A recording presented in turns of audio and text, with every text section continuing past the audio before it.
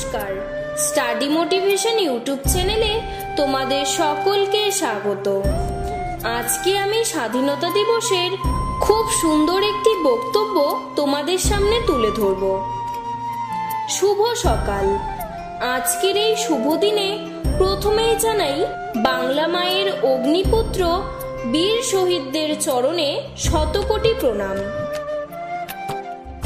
এরপর সম্মান জানাই উপস্থিত সকল অতিথিবৃন্দ, শ্রদ্ধেয় শিক্ষক শিক্ষিকা এবং আমার প্রিয় সহপাঠী ও স্নেহের ভাই বোনেদের জানাই আমার ভালোবাসা। আজ আমরা এখানে একটি স্মরণীয় দিন উদযাপন করতে সকলে সমবেত হয়েছি। তা হলো 15ই আগস্ট, ভারতের স্বাধীনতা দিবস। মধ্যরাতের প্রহরে যখন বিশ্ব ঘুমিয়ে থাকবে, ভারত স্বাধীনতার জন্য জেগে উঠবে। পণ্ডিত জওহরলাল নেহেরুর এই সোনালী বাণীর মাধ্যমে প্রায় 200 বছরের ব্রিটিশ রাজত্বের পর 1947 সালের 15ই আগস্ট ভারতবর্ষ ন্যায্য স্বাধীনতা লাভ করেছিল।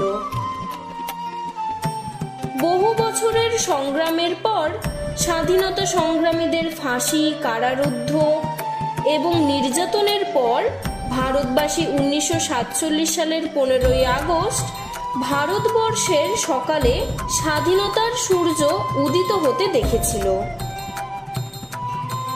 স্বাধীনতা আন্দোলনের কথা বলতে গেলে যে সকল বীর বিপ্লবীদের কথা মনে পড়ে তারা হলো জওহরলাল নেহেরু, মহাত্মা গান্ধী, সুভাষচন্দ্র বসু, ভগৎ সিং, সর্দার বল্লভভাই প্যাটেল, লালা রাজপথ রায় প্রমুখ আরো অনেকে। শত শত শহীদদের রক্তের বিনিময়ে এসেছে এই স্বাধীনতা। তাই আজ শুধুমাত্র স্বাধীনতা দিবস নয়, আজ সেই সমস্ত শহীদদের স্মরণ করারও দিবস। এই দিনটি আমাদের জাতির প্রতি আমাদের কর্তব্যের কথা স্মরণ করিয়ে দেয় এবং ছাত্র হিসেবে আমাদের কর্তব্য কঠোর পরিশ্রম করা, সমাজে ইতিবাচক অবদান রাখা। আমরা আমাদের মহান জাতির অব্যাহত সমৃদ্ধি এবং ঐক্যের জন্য নিজেদের প্রতিজ্ঞাবদ্ধ করি এবং আমাদের জাতির অগ্রগতি ও উন্নয়নের জন্য অঙ্গীকার করি।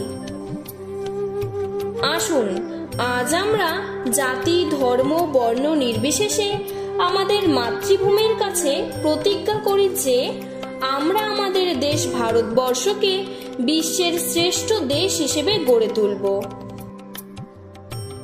তাই কবির ভাষায় বলো বলো বলো সবে, শত বিনা বেনু রবে, ভারত আবার জগত সভায় শ্রেষ্ঠ আসন লবে। জয় হিন্দ, বন্দে মাতরম।